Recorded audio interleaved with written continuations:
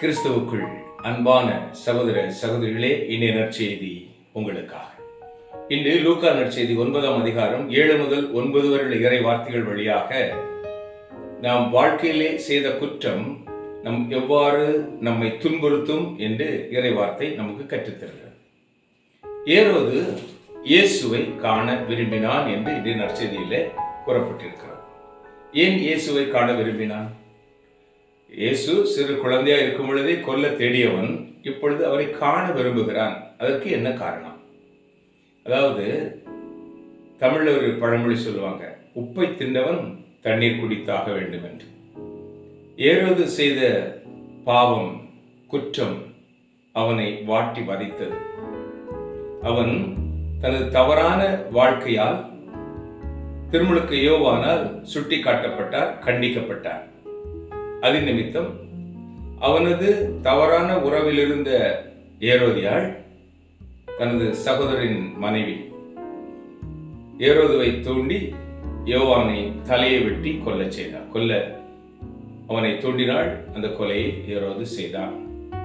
இப்பொழுது இயேசு நற்செய்தி பணியாற்றி வருகிறார். ஏரோதுவிடம் மக்கள் வந்து சொல்லுகிறார்கள், திருமுழுக்கு யோவான் மீண்டும் வந்து விட்டார் என்று. இன்னும் பலர் கூறுகிறார்கள், எலியா மறுபடியும் பிறந்திருக்கிறார் என்று. இன்னும் சிலர், நமது முந்தைய இறை வாக்கினருள் ஒருவர் வந்திருக்கிறார் என்று. இப்பொழுது ஏரோதுவுக்கு குழப்பம். இறைவார்த்தையே சொல்கிறது, ஐயோ, நான் யோவானின் தலையை வெட்டச் செய்தேனே என்று குழம்புகிறான். அன்பான சகோதர சகோதரிகளே, நாம் ஒருவரை வஞ்சிக்கலாம், ஒரு குடும்பத்தை பாழாக்கலாம், அல்லது ஒருவரை அவமானப்படுத்தி உலகமெங்கும் தூற்றலாம், அவரை கீழே விழச் செய்யலாம். நீங்கள் நினைத்தது சாதிக்கப்படும், அது நடக்கும், நடந்திருக்கும். ஆனால் அந்த மனிதனின் பெயரை கேட்கும் பொழுதோ அல்லது குடும்பத்தினரை பார்க்கும் பொழுதோ நீங்கள் செய்த தவறு உங்கள் மனதை, ஆத்மாவை கண்டிப்பாக நிச்சயம் குத்திக் கொண்டே இருக்கும். கடைசி வரை அந்த குத்துதல் இருந்து கொண்டே இருக்கும். அதுதான் நீங்கள் செய்த பாவத்திற்கான தண்டனை. இப்பொழுது ஏரோது செய்த பாவம் திருமுழுக்கு யோவானை, மாசு மறுவற்ற யோவானை தலைவெட்டி கொண்டது. இப்பொழுது இயேசுவின் வழியாக அந்த குற்ற உணர்வு ஏரோதுவை வாட்டி வதைக்கின்றது. அதற்கு விடை என்ன? ஏரோது இயேசுவை காண விரும்பினார். அன்பானவர்களே, நீங்கள் செய்த தவறு இன்று உங்கள் மனதிலே ஆழமாக பதிந்து காயமாயிருந்து வாட்டி வதைக்கும், நிச்சயம் வதைக்கும். அது ஒரு நாள் உங்களை தூங்க விடாது. இப்ப என்ன செய்யணும்? உங்கள் மனக்குழப்பம் தீர நீங்கள் இயேசுவை காண வேண்டும். எங்கே?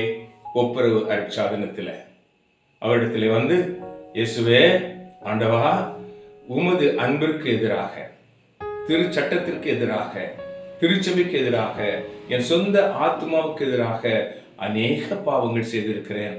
அது என்னை வாட்டி வதைக்கிறது. நான் குழம்பி போய் இருக்கிறேன்.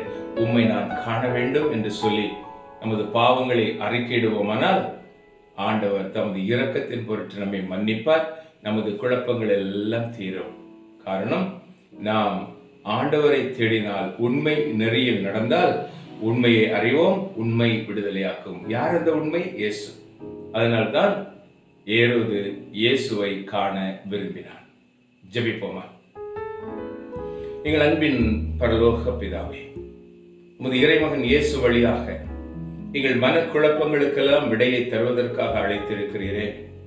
நாங்கள் செய்த பாவங்கள், குற்றங்கள், சொல், செயல், சிந்தனைகளினால், மாம்ச இச்சை, கண்களின் இச்சை, காதுகளின் இச்சைகளினால் செய்த பாவங்கள் நோயாக, பொருளாதார நெருக்கடியாக, கண்ணீராக, கவலையாக, கீழ்ப்படியாத பிள்ளைகளாக எங்களை வாட்டி வதைக்கிறது. ஏன்? எங்கள் உள்ளமே எங்களை குத்துகிறது, எங்கள் எண்ணமே எங்களை வதைக்கிறது. குழம்பி போய் நிற்கிறோம். இப்பொழுது ஏரோதுவை போல நாங்களும் இயேசுவை காண வேண்டும்.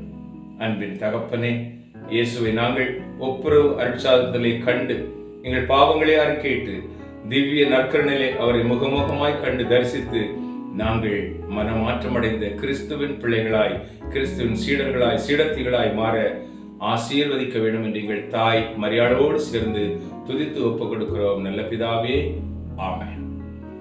அன்பானவர்களே, மனக்குழப்பம் நிச்சயம் இருக்கும். காரணம், நாம் எல்லோரும் பாவிகள். மனக்குழப்பத்தை தீர்க்க வல்ல இறைவன் நம்மோடு இருக்கிறார்.